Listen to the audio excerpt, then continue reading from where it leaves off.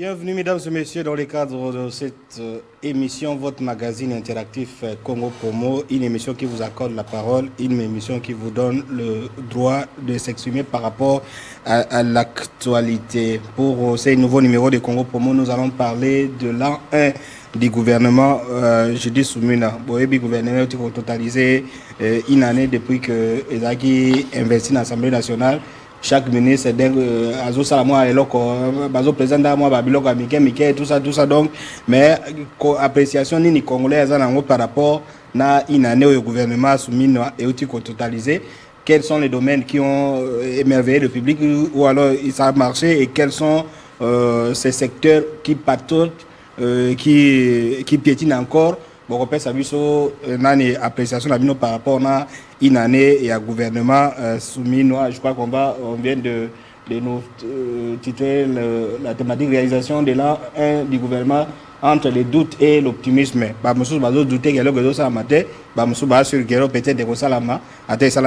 allons en parler au cours de cette émission Congo Promo. Nous sommes en direct sur satellite, sur TNT et sur tous les réseaux. Alors, comme d'habitude, tout à l'heure, comment qui va être un botte?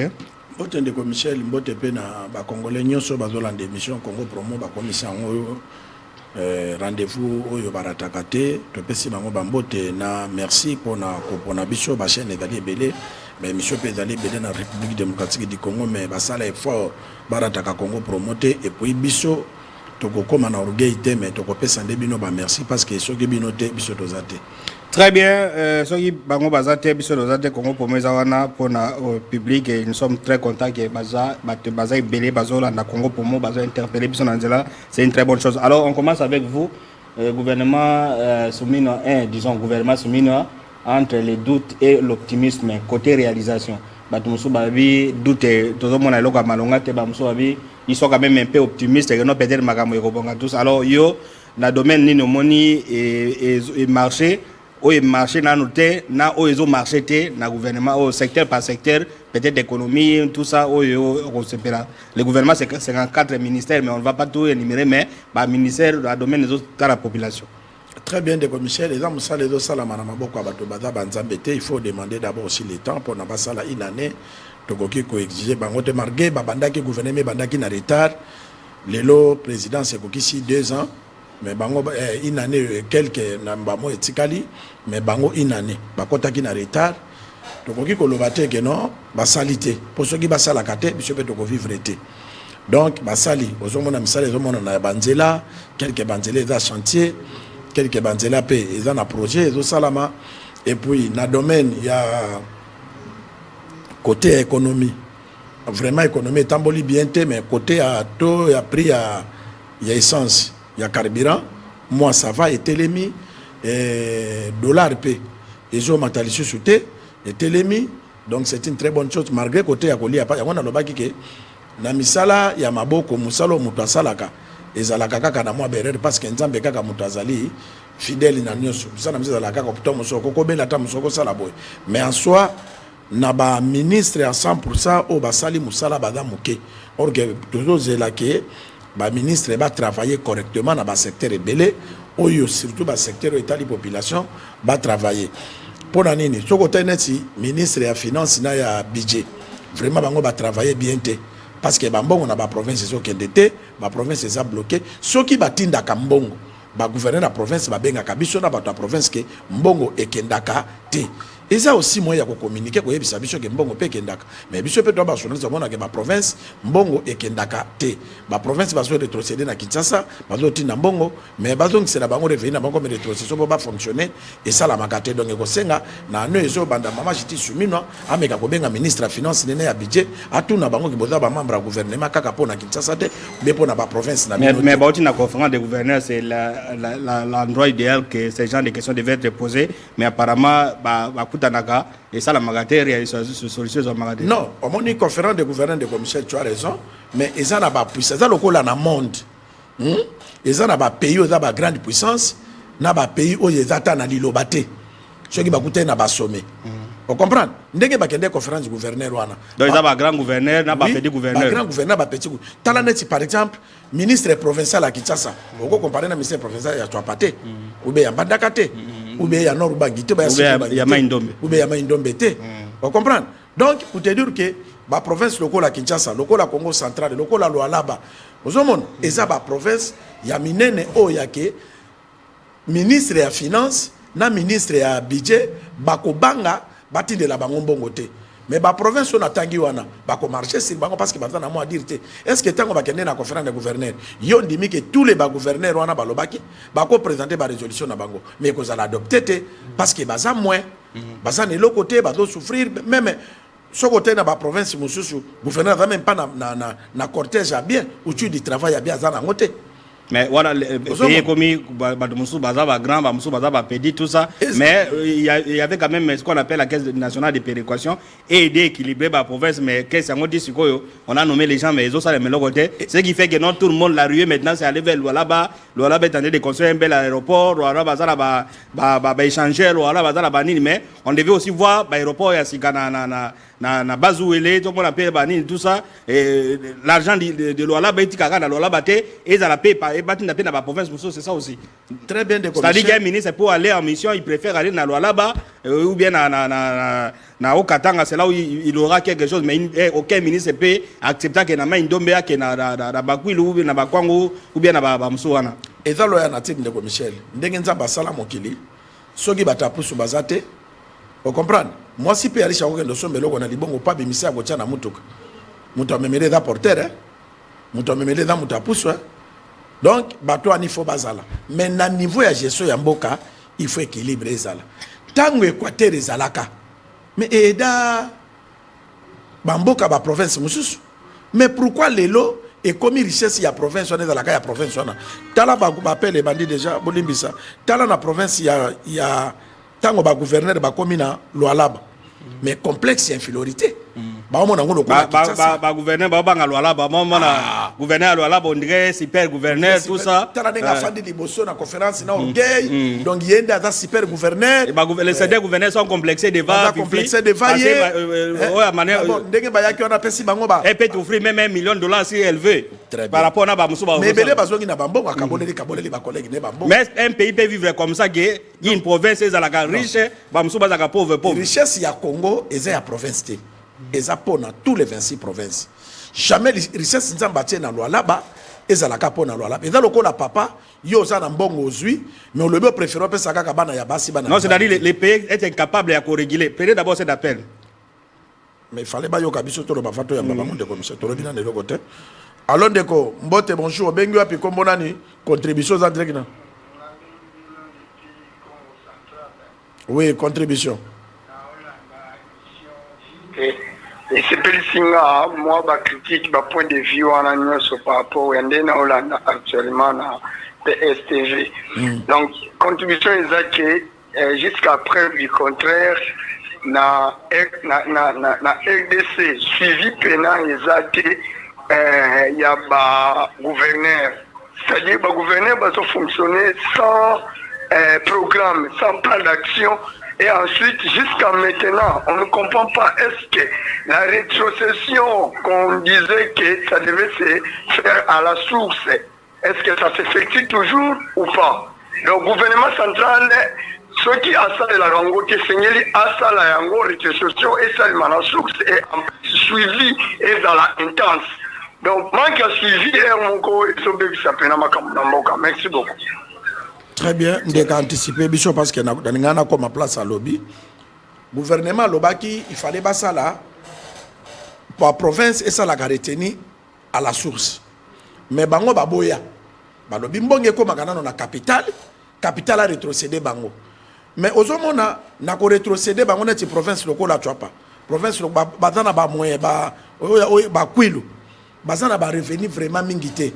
Par exemple $10 000. Il faut que les rétrocessions soit qu'ils 10%, bien 20%. Soit qu'ils 10%, ils $100. Mais c'est mieux que $100 na bango yango. Ou bien, ça la retenir à la source. Non, ils ont constaté que retenir à la source est injuste. Ils injuste. Non, complété non, ils ont gérer plateau. Problème est nini. Loala ba azana mbongo ebele, ba ministre national, ba conseiller à présidence.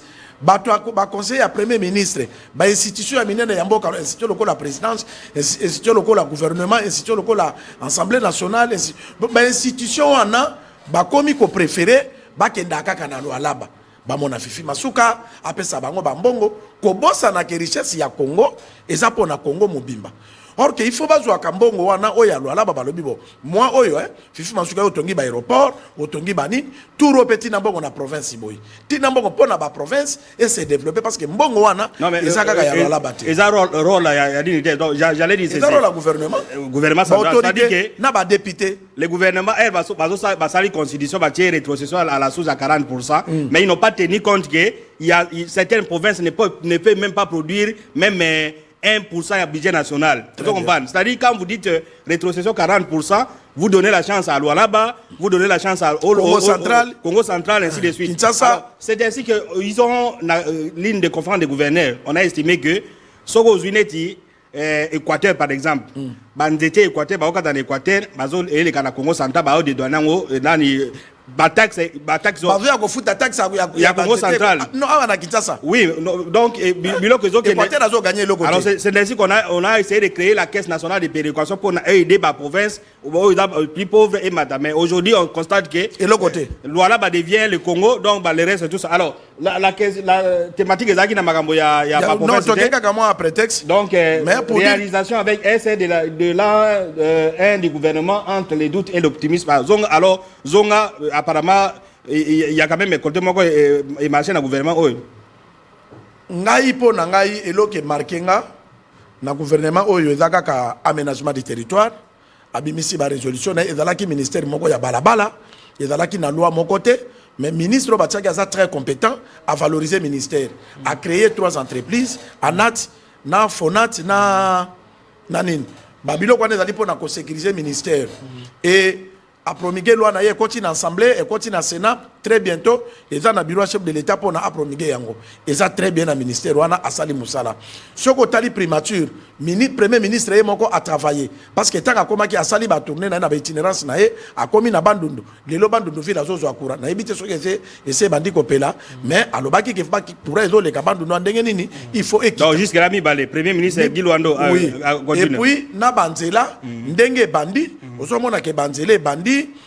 banzela vraiment bandi marqué za chantier tango batonga kamboka ezala kaka na moi ba souci mais tango banzela ko sile ko parce que ba chantier déjà et bandi marqué ba faille to côté banzela bati à contrôle audit pour na batala parce que ba ingénieur na bazong sande banzela de sous mike côté wana ça banzela o ba ça siko ezala bureau d'étude ezala kaka entrepreneur yemo ka tongi ndenga lingi donc bureau d'étude déjà c'est pourquoi au moins la banzela zo kitaka mike allez-y très bien donc pour dire que ba côté wana misale tamboli et puis donc ba ministre rebellé vraiment de commissaire ba monanite net ministre ya tolo ba côté ba to bali ya kamingi côté ya économie vraiment eza fiasco tondimi na biloko mi balé d'abord cet appel vous allez continuer tondimi na biloko mi balé alondeko mbote obengi wapi kombo na nozan direct na Congo promo voilà donc tondimi côté à toi dollar est tellement quand même maison matate mais dollar on est vraiment ministère mais inflation ça makasi c'est-à-dire que eloko il fallait ma maladie dollar là ba comment somba 20 dollars soko landi même ministre d'état mon mboka Gilwando tanga pesa ki programme ya gouvernement pour na budget et ça là qui ndenge budget mateza grâce il impulsion à président de la République nda matisi budget ya mboka et utaki na se et mati dikolo ça c'est une et là pour la présidence de la République pour la ministre vraiment côté à l'économie, en tout cas, des commissaires, les fiasco, si a changé. Mais l'économie, c'est un grand professeur d'économie qui est là-bas, non professeur d'université, tant que c'est en Japon. Qu'est-ce qui n'a pas marché chez lui? Avant tous les appels, oui. Prenez d'abord cet appel et puis vous allez répondre. Kolamba, na koyeba Kolamba ya biloko mibale. Allons deko, mboto bengiwa pi kombo nani contribution. Diminuer volume à télévision pour toi, diminuer volume à télévision na yo. Ok, Nalobia. Oui. Nabi Boye, comment possible province ya Kwango gouvernement pa pesa ngo mu Congo tandis que Kwango ekoko lesa Kinshasa mobimba ndeko landa thématique na biso to sito lobaki ba problème ba province là kaka on a kokota mais lokolo so koti loba na boyite tinese ne mwana Kwango wana banzele zati Très bien. Pourquoi pas bakoko tonga kwangu na nyonso tu ezali mwana soko zu fish kasongolunda nyonso tu banzela nyonso wana eza te biloko eza kote kuna dongi ya kosakana te omona papa aza na ndako mobimba mais atia wangila mbwengi nguba madesu donc to moye ya eza te nzela po ebima ye ya Kinshasa eza te ata bino moko très bien kuna banda mboka ekova Congo si le lobe eza vierge na babongisango te nanu te eloko te voire même kote équipe ya pale ezalaka te ça de photo mystique to papa beaucoup de masolo na atia crédit to continuer bien na kobenga bien puisque biso ba peuple to souffrir pour le niveau nyokola biso boy. Merci. Très bien. Merci beaucoup. Congo Promo, vous êtes là. D'autres thématiques. Je contribuer pour le ministre des Travaux publics. Je rappelle les thématiques. Là, du gouvernement Soumina. Donc, les réalisations de l'un gouvernement Soumina entre optimisme et. Allons déco. Mbote. Combo contribution. Na bengi à partir ya Munga Fula. Comme on engage Nyongo. Ndeko Junior Ngoy contribution. Na zolo ba pona na sala mwanda mwa récré. Oui. Comment ça fait-il que l'Assemblée nationale na biso ezana ba urgence oyo kamere a correcté na urgence. Pona nini kaka bazo régler ba futilité na urgence. Et guerre eza ba agresseur bazali mais ce qui eza makambo ezota la gouvernement eza urgence problème ya Mutamba. Et comme urgence dans l'Assemblée nationale, mais si longtemps que les agresseurs, les braquages, ils ont salé la ville à Kinshasa, par le Belangote. Mais ils ont la futilité à combattre carrière à Mutunde ou ils ont urgence. Ndeko, Zeladano, futilité, qu'est-ce que vous appelez futilité, urgence, nini?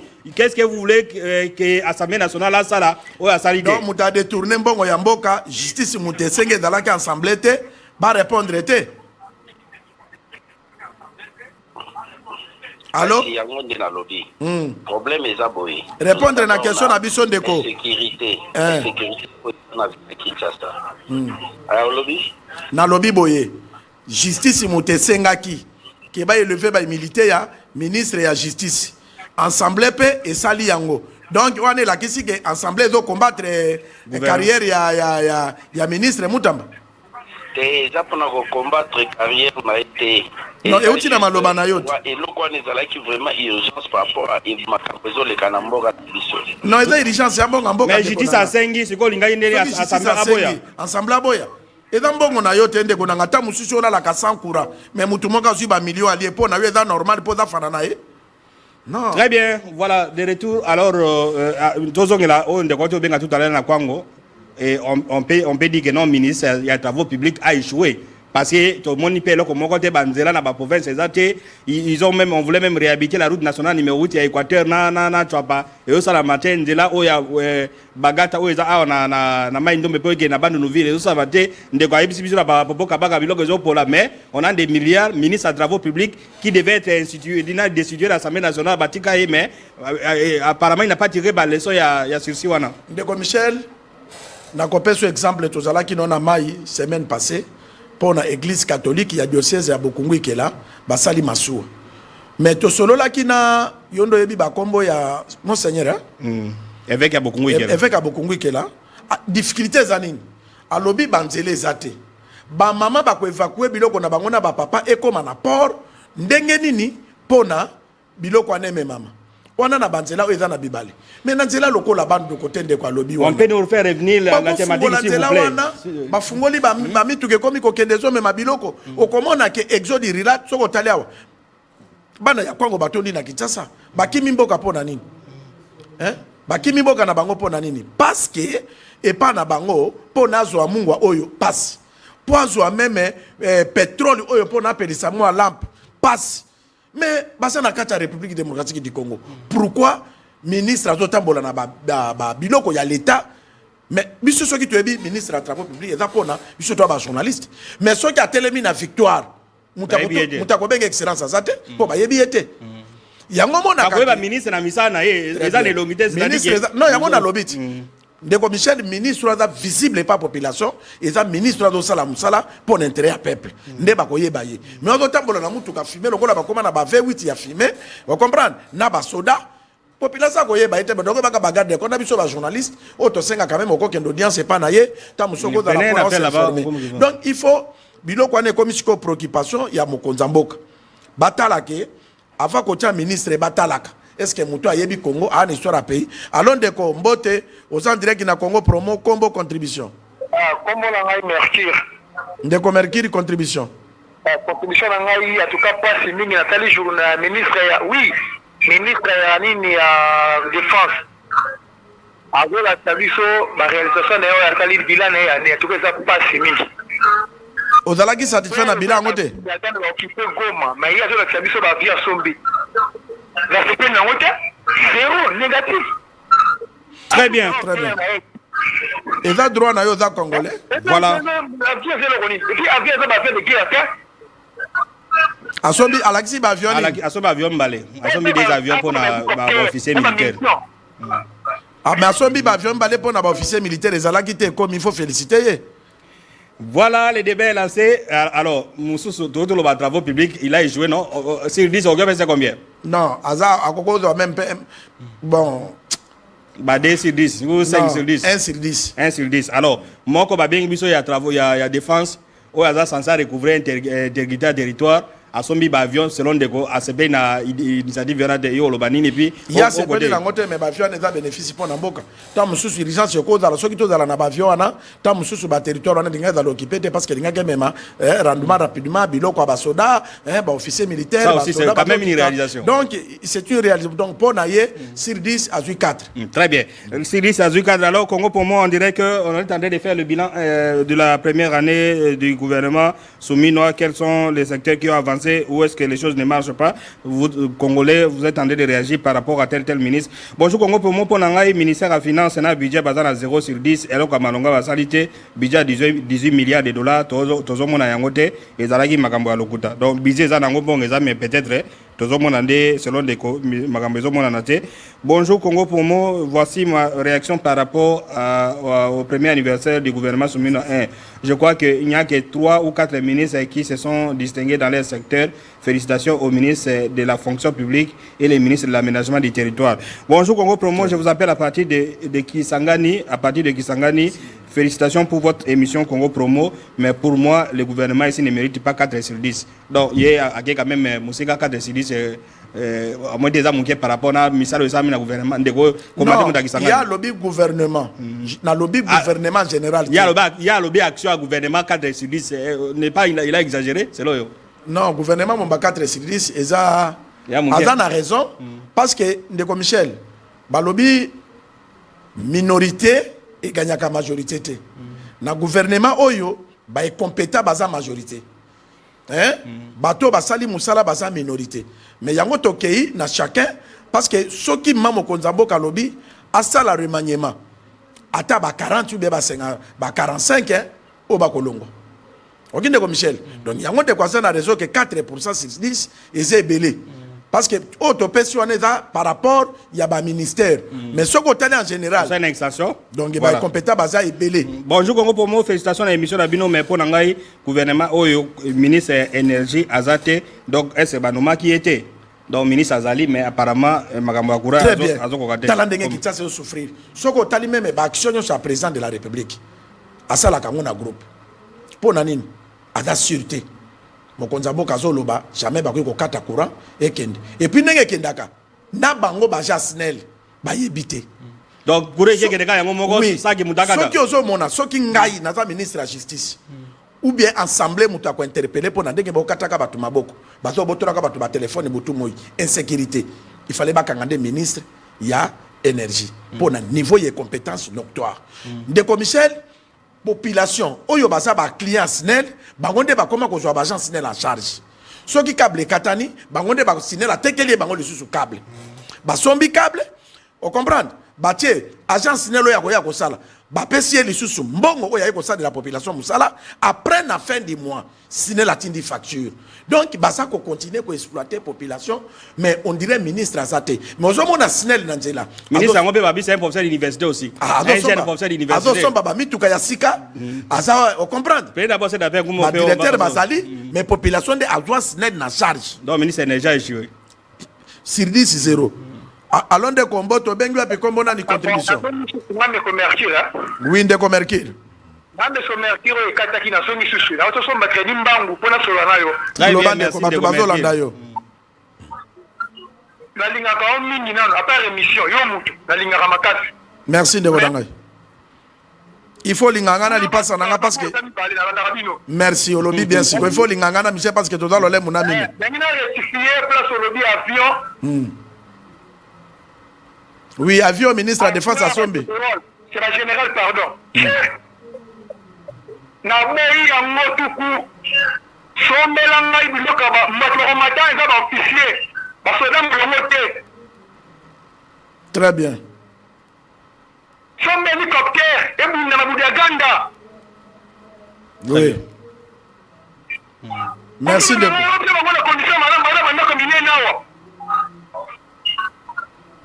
oui. Voilà, Ndeko Mercure, cause à la académie, il fait sa proposition. Aujourd'hui, grâce à Kokota place, il saturation ezali.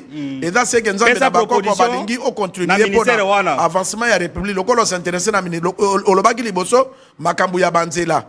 Et dans là qui bien parce que la population va vivre na biloko na bango. Nous avons appelé ça bango mabele, baso lona. Mais il faut pas biloko ngete kama poba zo revenir na bango. Au kutani pe wane ezali kaka au koti mo amuke, zonga na place au bandai ko intervenir. Merci, merci. Nazongi, en tout cas, merci quand même. Nanga na polo ko esali nga passe na tongo.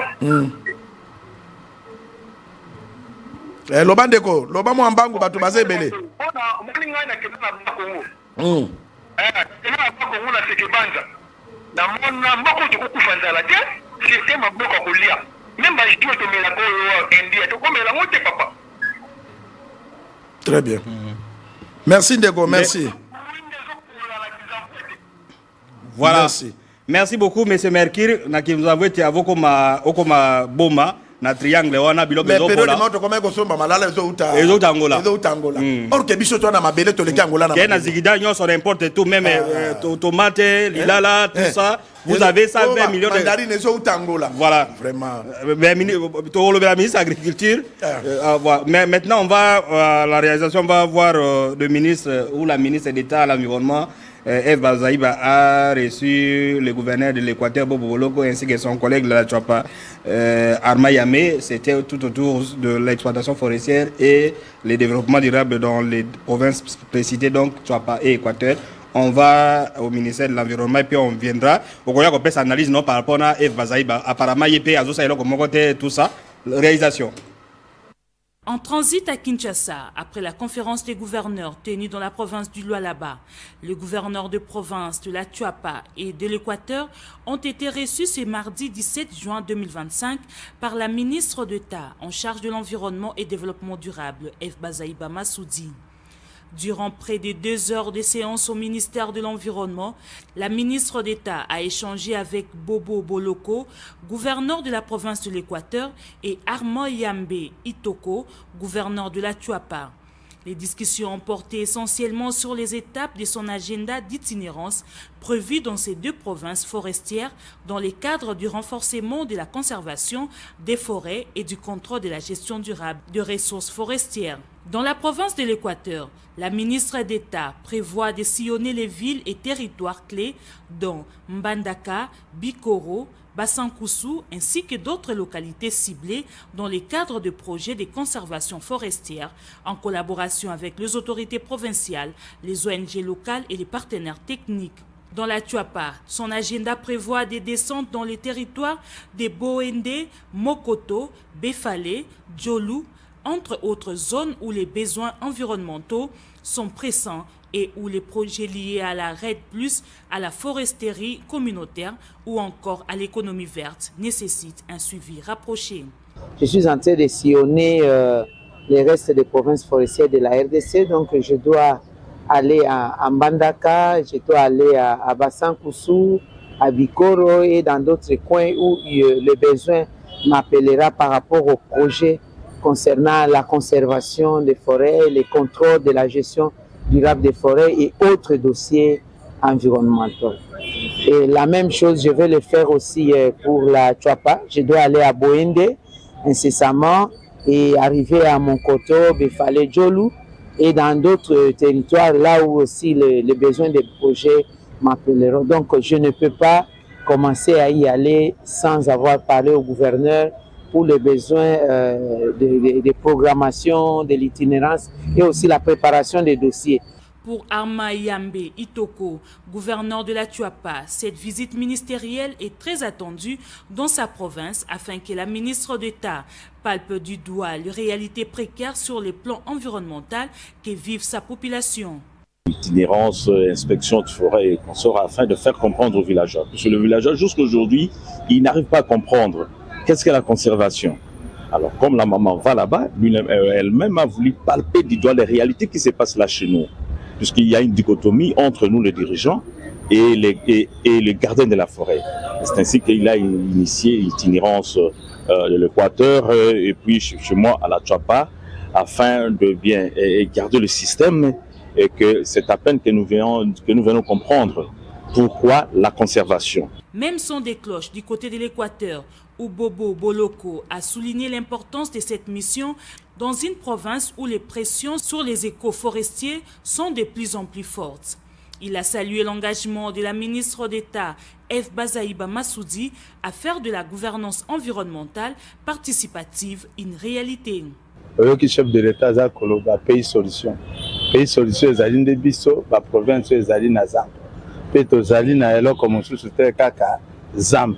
Cette visite d'itinérance s'inscrit dans le cadre de la politique nationale de protection des forêts et de lutte contre les changements climatiques.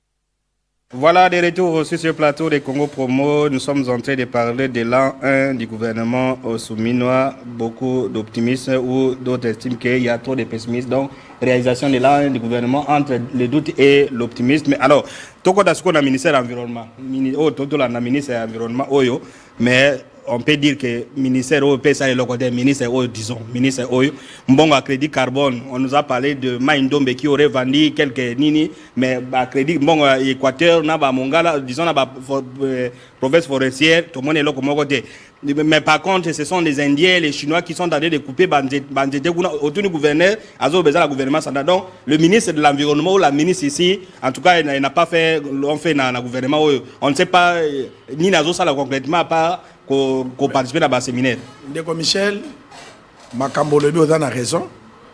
On lobby ko zotu na gouverneur même mutape saka droit ya kokata nzete na Zamba eza gouvernement central za mama mbongo ngeke da pe bango bakata kanini on devait rétrocéder au province on dit ba ministre ba gouverneur ba kei ba croiser maboko ba zoyo kanenga pesa bango leçon très bientôt je vais commencer là l'Équateur je vais commencer là la province de la Tchouapa pour na kokende ko chola bango tala mbongo crédit carbone province nini o ezwaki inongo nini Maïndombe azimbongo mais province grand qui fait centrale mbongo na bango eza wapi ba ONG nini oye gagné marché wana pona grand qui fait central vente à crédit carbone grand qui fait gagner mbongo c'est la question qui devait être débattue dans l'audience wana non même ba gouverneur ba kendeki débat yango wana parce que crédit carbone wana ba futango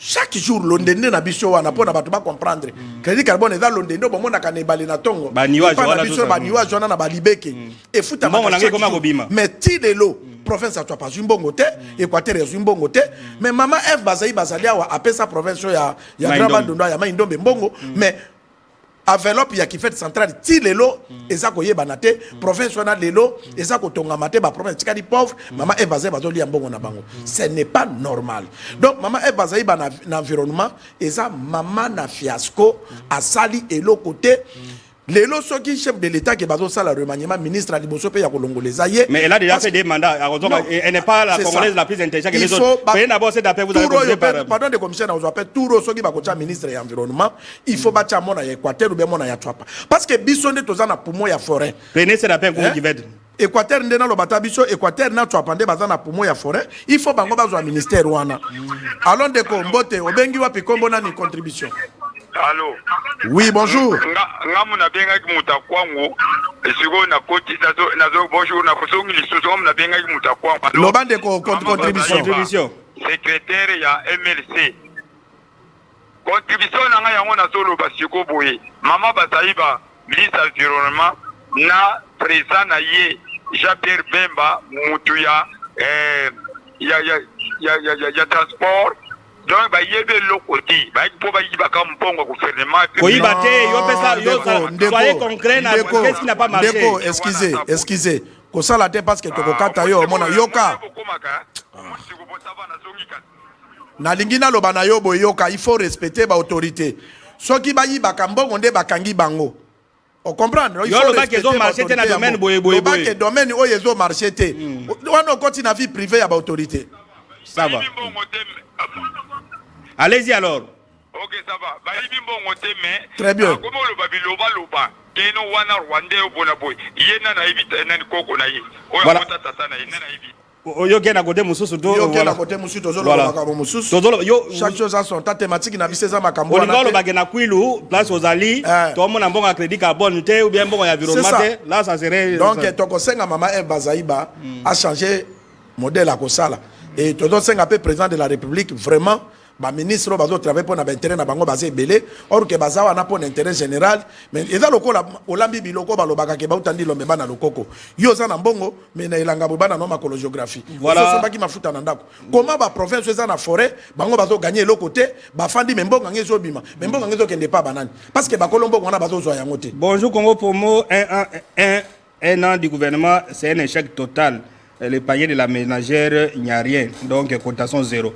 Panier de la ménagère donc ba mama bakenda na wenze eloko ezate est-ce ba bazoli ate selon Ndeko non ba bazoli ate de Michel bongo yo bité fanda na cité te allez-y commenter yo to na ngaite ba congolais bazane bazo souffrir il faut koyebisa ba konzamboka ke ba réfléchir pour na ba congolais to taki koloba awa ngai moko tango to sala na émission mutabengi mikobos Ndeko Michel na ndimate mais ngai moko na kei na mati moto tina kata wenza gambela na ba disbalobi bateka ngo ba 16h 17h na kuti mama wana zo kuta mikuwa ya soso na moni bazoteka ba mapeka ya soso ya pamba ka bikuwa nango bazoteka ba mabumu ya soso soso ngo ba bomaka ngo ebele po biloko ba foi ya soso bazoteka yango c'est que moi je n'ai jamais vu na Kinshasa bazoli yango na Kinshasa mais na moni prenez d'abord cette appel vous allez bazoya kosomba mikuwa ya soso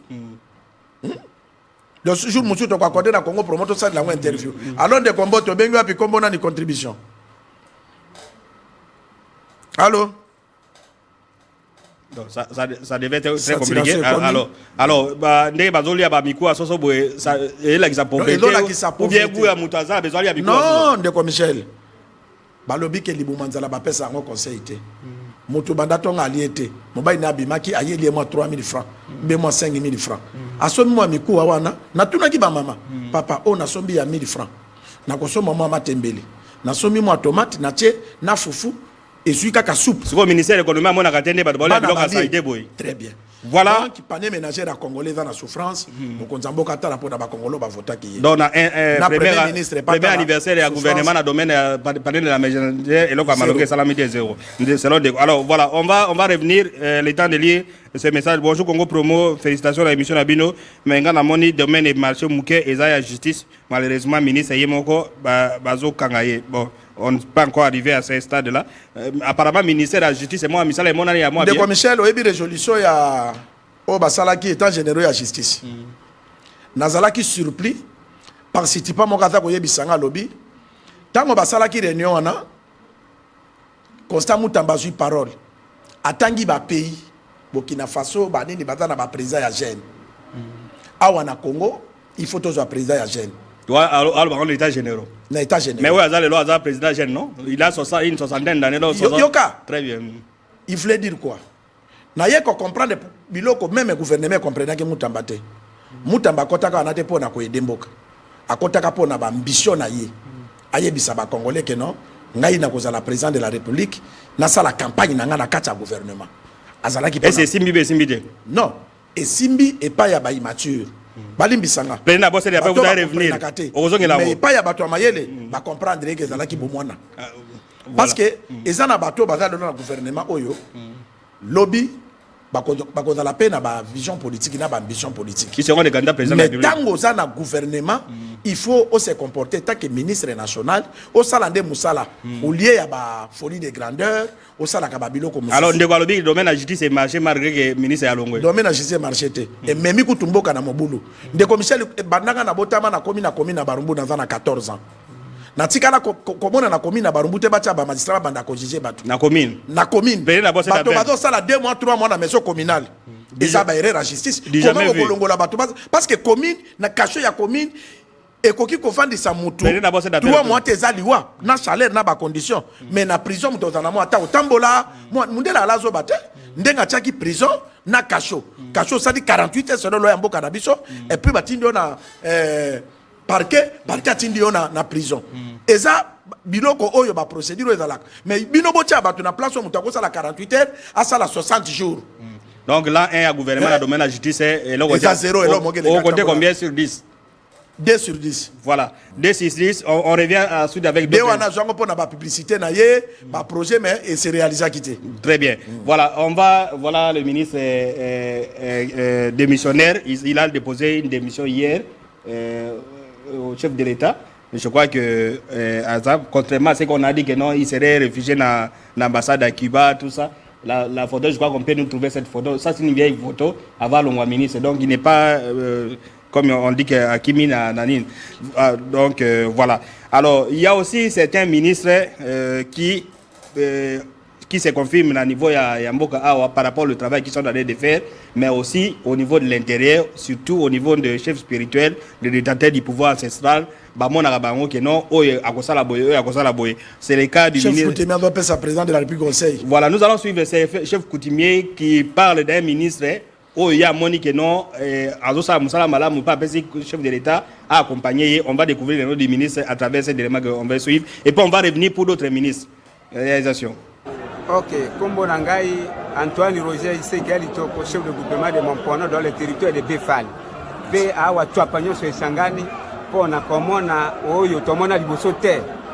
Pe tozali kotinde l'Antoine Tshisekedi ete apesa sa confiance na koleka oyo lisusu epai na Gilwando mboyo nsomi ya twapa moto akosa yote bankoko na biso totombeli ye ete akolisa Lwando apesa mpifo na koleka ete biso twapa tokenda liboso jonga simate parce que twapo etamboli liboso grâce na Lwando pe Félix pesa Lwando makoki ya koleka ete twapa ekenda liboso jonga simate pe beka koswa epai na Lwando lokola nsomi ya twapa.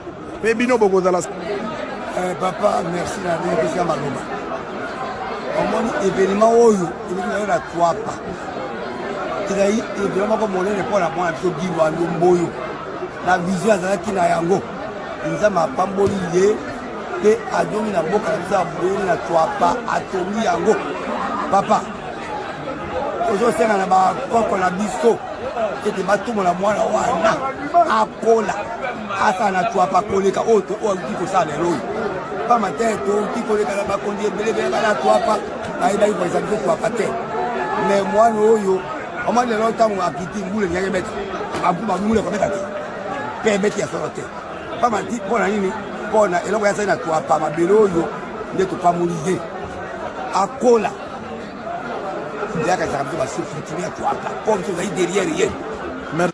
Voilà, de retour sur ce plateau de Congo Promo, nous sommes en train de parler de réalisation de l'an 1 du gouvernement souminois entre les doutes et l'optimisme. Jusque-là, Tozokaka doute, mais Tozokide Bazo optimiste que Makamoye Bonga, peut-être de Yokozani. Alors, on vient de suivre un chef coutumier ou des chefs coutumiers, les responsables de l'autorité coutumière.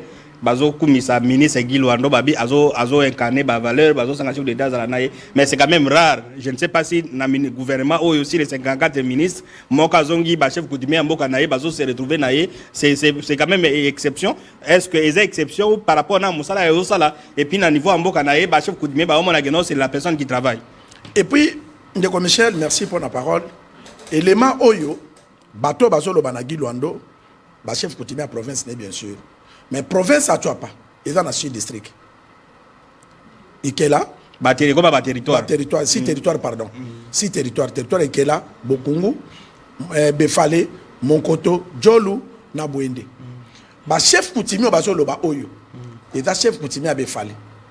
et dans la chef coutumier be falena ya wini eza ya bokungu bien kelo eza projeté pour Gilwanda za muta bokungu ba chef donc ils arrêtent pour mutaza Kinshasa ba chef coutumier ya boma bazo kumisa mutu a bazangungu c'est ça c'est ça pour te dire que misala Gilwanda do sala façon d'être naïe modèle a do servir président de la parce que premier chef coutumier ya Congo est Félix Tshisekedi mais ba collègue ya Félix Tshisekedi ba chef coutumier qui c'est Ageraka ba petit chef de l'état balobi soki na tua pas kolanda makelele ya batute parce que bato ba lekapé na ba télévision oh Gilwanda asala nini mais bato ba Geraka milimu balobi na tua pas soki okopesa eloko mutu ya liboso ko kanisa eza Gilwanda parce que tango Gilwanda azwaka oyo tindaka pona ye ekomake pa na biso pona bantité pour bref ba chef coutumier balobi wana bangonde ba Geraka milimu ba Geraka butu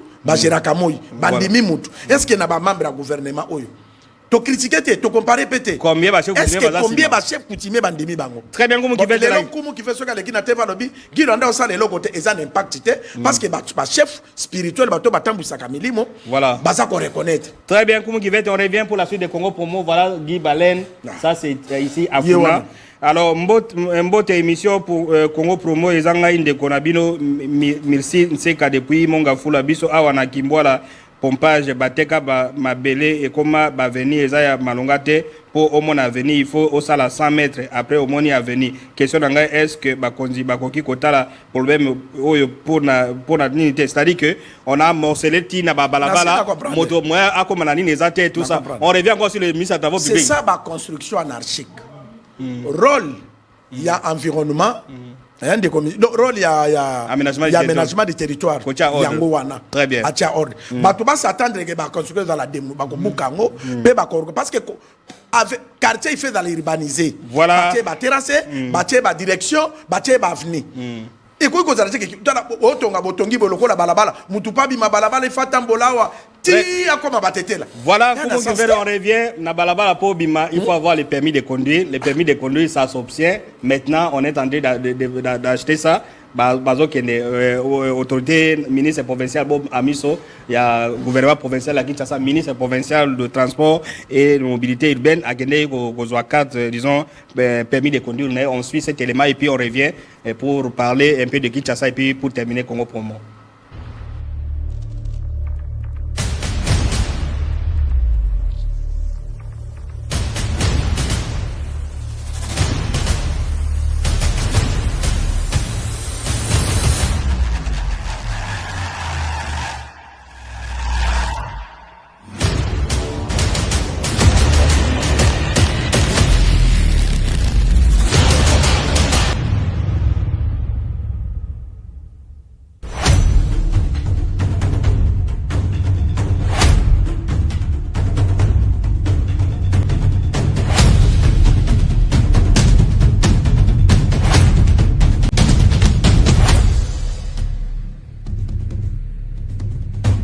Comme vous voyez, nous venons de faire notre test avec à plein succès. Nous demandons à tous les chauffeurs, à tous les conducteurs de venir parce que le moratoire est jusqu'au 30 juin.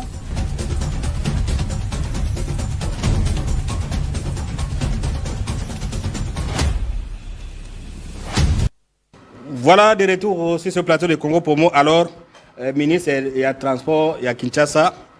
Il y a la semaine passée, c'est ça embouteillage. En tout cas, embouteillage à la guité.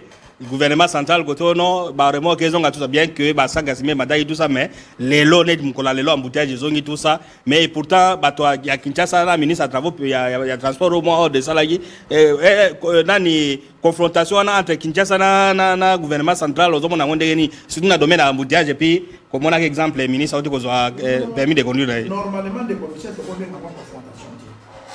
Constitution prévoir gouvernement provincial dans gouvernement central. Nous devons servir l'intérêt général et la population. Tant que le gouvernement provincial, où ils ont une urbanisation à Kinshasa, la souffrance à Bakinois, il fallait ministre de transport national, s'adhérer à travailler comme d'accord pour l'intérêt général. Ce qui est là, il y a des décisions, mais ils ont jamais vu. Vous comprenez? C'est que Bayokana quitté. Biso de conseiller Bayokana pour l'intérêt à Bakinois, Banzela et Salama. Des communes, Boba Mission des commissaires. nga naza na Barumbu naza notable à Barumbu mais pour vous dire Boba Misu c'est un homme d'état a commis na Barumbu babilo kebelo ezalaki ba mythe et bukani on comprend ba terrasser na benga ki na bisa kendenge terrassa ka bamba rezo salama et puis to solo la ki na ye alobaki kumu banzela ya Barumbu et ko salama azape député il y a Barumbu oui aza député provincial il y a Barumbu marga tiki suppléant na ye voilà. Mais azali mona ya Barumbu très bien il y a Barumbu et puis aza aimé na Barumbu na commune na ye voilà. Et puis aza ko travaille parce que Boba Misu et dans la bateau ba vota qui était et dans l'eau ba vota qui est azo travaille pour l'intérêt à tout le monde et puis pour l'intérêt à Kinshasa ozomona ya sola ki na ba chauffeur à remorque ezongaki et puis embouteillage esilaki mais siko tango ba annulé tala siko monique muto amayele soki alobi likamuto landa ye c'est important. On lit quelques messages WhatsApp en dehors du pays pour terminer cette émission Congo Promo. Bonjour Congo Promo, je vous suis à partir de Cotonou au Bénin. Félicitations pour votre émission Congo Promo. Félicitations. Bonjour Congo Promo, ça c'est toujours en dehors du pays. Ndeko Azana Pointe-Noire. Nalandi émission Nabino Congo Promo. En tout cas, Tozanga Rangote Awa. Bonjour Congo Promo, je vous suis à partir de Durban, donc en Afrique du Sud. Félicitations, félicitations les Kébélés. On termine avec EIP Chouapa, évolution des PDS 45 et puis on vient pour terminer définitivement ce numéro de Congo Promo d'aujourd'hui.